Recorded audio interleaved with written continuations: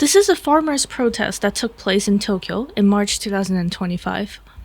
Farmers from rural areas are gathering in Japan's biggest urban center to warn the public about crises facing Japan's farmers that will affect the entire nation's food supply. This farmer tells the reporter that farmers make so little money that they cannot find young people who are willing to take on the job. He says the hourly pay for farmers is only about 10 Japanese yen, which is a small fraction of a US dollar. According to a 2022 national survey, the average annual take-home income for rice farmers is about 10,000 yen, which is about 68 US dollars. This number is after deducting all the costs and debt farmers need to shoulder. This number basically reflects the fact that after deducting all the costs and debt, farmers are not really making any money. The farmer points out that 50 kilograms of rice is worth 20,000 yen on the market, which is more than the money rice farmers make for an entire year of hard labor. This means that the vast majority of money paid by customers does not actually go to the farmers. The protest attracted 4,500 attendees and farmers from all over the country. This man is the leader of the protest and also a rice farmer. He says the purpose of the protest is to warn the public that the farming way of life is disappearing. He points out that farmers are paid very little and have no idea how much their products are sold on the market.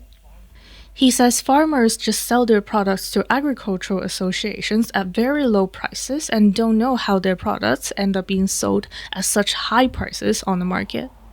He's worried that the farming way of life is financially unsustainable and will disappear. Although the prices of food have drastically increased in recent days, the extra profits do not go to the farmers. Even as Japanese people suffer from the high prices of food, farmers are still paid very little. In 2024, data collected by Tokyo Shoko Research shows that the number of rice farmers shutting down their operations or filing bankruptcies reached the highest level since data collection began in 2013. In Japan, the process from farming to the food actually reaching the customers goes like this.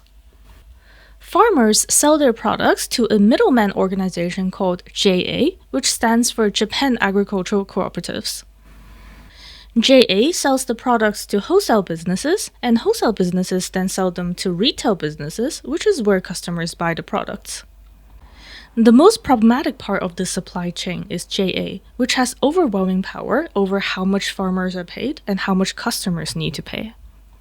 In recent years, JA has been accused of corruption, price gouging, and being the main reason behind farmers' low pay, food shortages, and high prices. Since the summer of 2024, Japan has been experiencing a significant shortage of rice, which has resulted in higher prices. In March 2025, the NHK found that rice has become twice more expensive compared to the same time last year. This level of price increase has devastated the average life quality in Japan as the Japanese diet heavily depends on rice. Many people are starting to question if JA is intentionally causing a shortage for profit. Do you need to make a phone call or reservation in Japanese? Do you need to buy something from Japan? Do you need help with Japanese paperwork? Or do you need a Japanese conversational partner? The cheapest way to get help doing something in Japanese is to hire a freelance personal assistant for as cheap as $5 per task. Freelance personal assistants can help you with anything you need for much cheaper than other services. To hire a Japanese personal assistant, please visit japanmedia-review.com/Japan Personal Assistants. The link is also in the description. Okay, back to the program. This article, written by an economist who used to work for the Ministry of Agriculture, explicitly accuses JA of manipulating the price of rice. In the article, he argues that JA has colluded with the Ministry of Agriculture to maintain its monopoly on the supply of rice and raise prices by suppressing the amount of rice that reaches the market. Amidst all the suspicion regarding JA's involvement in orchestrating the rice shortage, the president of JA shocked the nation in May 2025 by publicly asserting that he doesn't think rice is expensive. Japanese netizens were infuriated by this comment and used social media to lash out at JA and the government. Some are even calling for the disbandment of JA. This man is a rice farmer from Yamagata Prefecture.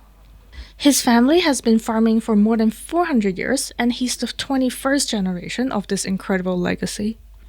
He has been able to turn rice farming into profit by cutting out JA as the middleman. 30 years ago, he decided that selling his rice to JA was a bad deal and decided to go to customers directly.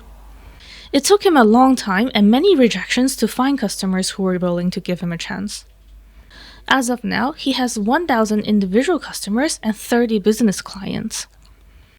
He says that rice prices are high due to the many layers of middlemen in between.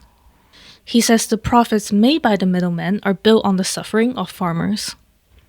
This rice farmer from Shiga Prefecture tells the reporter that it's hard to make a profit because there's a lot of labor cost. He says farming is extremely physically demanding, so it's necessary to pay a decent wage so that people are willing to do it. In addition, the rising cost of machines are also eating into his profit margin. Although he knows that there's a rice shortage, he's unable to increase production because he's limited by the high cost of labor and equipment. This is a meeting between farmers and the House of Representatives that happened in February 2025.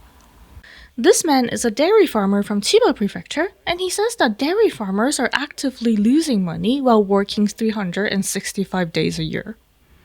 This farmer from Niigata Prefecture is telling the politicians that Japan's farms are maintained by seniors aged 70 plus, and there's a severe lack of young workers to replace the old farmers. He predicts a drastic decrease of farmers in the next 5 to 10 years. He argues that when there's a disruption in the food supply chain as old farmers retire without being replaced by young ones, shortage will cause the price of food to go even higher. As of 2020, a whopping 58.9% of Japanese farmers are 70 years old or beyond. The next biggest category is between 60 to 69 years old, and they constitute 29.8% of all farmers. This means that in a few decades, after farmers who are currently in their 60s and 70s or beyond retire without finding successors, Japan would rapidly lose most of its farming population in a span of only 20 years. The potential level of disruption to the food supply chain and overall economy is simply unimaginable. As Japan faces population decline and a lack of immigrants, finding people to replace the aging farmers is no easy task.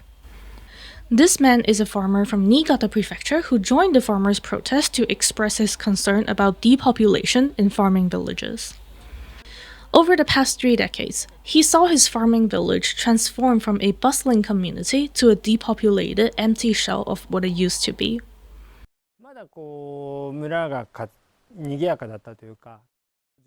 His small village used to have more than 10 households, and now it's down to 4. The overall number of farming households in his prefecture has decreased by about 60% in a span of 15 years.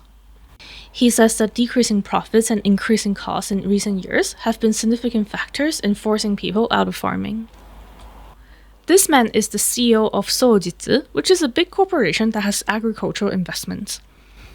He's worried about the future of agriculture as farmers age and retire without being able to pass down their knowledge to the next generation. He's very concerned about the loss of expertise accumulated through years of hard work.